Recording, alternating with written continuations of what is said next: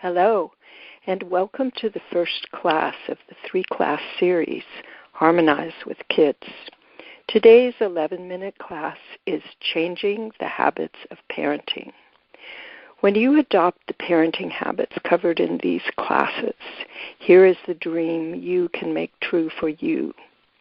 Think of the most fun you've had with your kids. Now you can have as much of that as you and they want.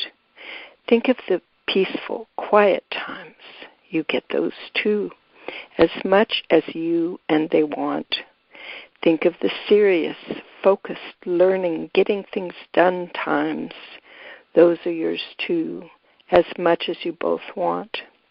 Imagine your child smiling, laughing, moving joyfully through life, looking with wonder at life's beauty and mystery, experiencing the thrill of discovery, the challenge of adventure, fulfilling their gifts, living a life full of blessings. What I am going to share with you today helps you see things in a way you may not have seen them before. These insights create an unshakable foundation, empowering you to change the parenting habits that you decide to change. It makes life so much simpler for everyone and much, much more enjoyable. First, let's get to the nitty-gritty of conflict, especially the conflict between adults and kids. In just about anything you can think of, there can be differences between two people. Picture this. No one has the same point of view. That means no one physically looks out of your eyes except you. If two or more people are looking at the same thing, each person's point of view is different, if only slightly. And that's just the beginning of differences.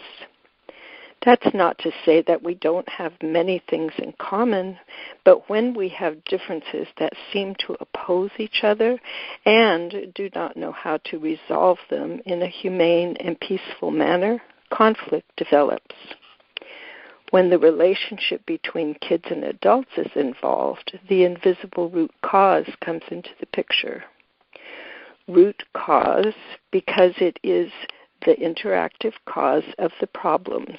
Invisible, because although it is one of the most common ways for adults to treat kids, it's never talked about. It's as if it were invisible.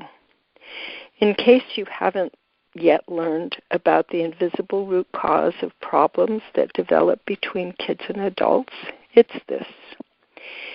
It's an attitude that adults have been programmed with from the time they were children. It dictates how they are to relate to the kids under their care. As an 8-year-old boy once told me, they treat me like I'm a slave.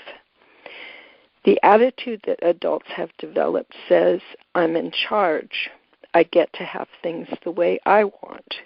I can make you do what I say. In fact, it's my duty to do so. And I don't care what you want. Believing that just because you are the adult, you get to have things just the way you thought of having them, without any consideration necessary for any kids involved, is bound to create a situation of conflict. It's conflict waiting to happen. This attitude, the invisible root cause, adds to the conflicts that develop because everyone has differences. And often people don't have the skills to resolve their differences peacefully. I'm sure you can imagine some of the differences in interests. Some of us like to read, and some of us would rather play video games. Differences in beliefs. Some of us believe in the work ethic, and some of us believe that life is a playground. Differences in values. Some of us value cooperation, and some of us value competition. Differences in likes and dislikes. Some of us like chili, and some of us don't. You may say that conflicts with kids develop because the kids did something you didn't like, or that made you mad, or that was wrong. but the differences between you are at the basis of what they did and what your reaction is. Think about it. When you are angry with your children, it's because they wanted one thing and you wanted another, whether it was over bedtimes. You wanted them to go to bed. They wanted to stay up. Homework, you wanted them to do their homework. They wanted to watch TV. Chores, you wanted them to do their chores. They wanted to go to their friends. Whatever the issue. Learning how to harmonize differences and resolve the resulting conflicts in a humane and peaceful manner is what Harmonizing with Kids is all about. What you learn in the other trainings in the Positive Respect series helps you avoid getting into conflicts in the first place. The next insights were for a breakout session I conducted at a National Assembly for the Women's Federation for World Peace in Washington, D.C.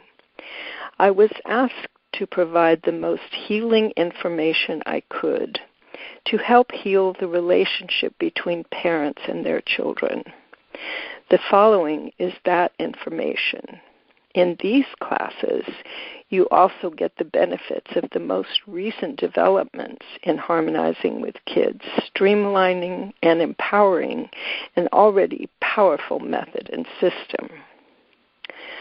First, do you realize that children have a very important job to do, as important as any job on earth? It's their job to create an adult, the adult they become. And one of our jobs is to help them do this and hopefully do an excellent job of it. Harmonizing with Kids is created to help this happen. It's distilled from over 47 years of focused attention, observation, experimenting, inspiration, and caring. That's why experiencing and understanding and using Harmonizing with Kids is so important. It not only makes your child's job much easier, but it makes your job as a parent easier too. The second point concerns the developmental blueprint of your children. When a child exercises the necessary muscles and develops the necessary coordination to begin walking, this is evidence of the developmental blueprint which dictates how to accomplish this. Can you imagine creating the training schedule? Are you equipped to do that? Also, how could you provide the baby with the motivation? Think of all the skills and the perseverance it takes to develop from being unable to move much to being able to stand erect and to walk. Imagine all that an infant must learn and develop in their first 3 years of life. How is it that all the coordination necessary to speak comes about? Within 3 years, a child develops from no known spoken language to a basic knowledge of the language or languages in their environment, complete with a fairly accurate pronunciation and great understanding. It's not the parent who makes sure the baby discovers how to make the sounds of the language and then practices them. And yet the baby on their own practices enough to be able to speak the language by about 3 years of age, if not much sooner. Something motivates human beings to master the necessary, complex, coordinated actions, whether the parent pays attention or not.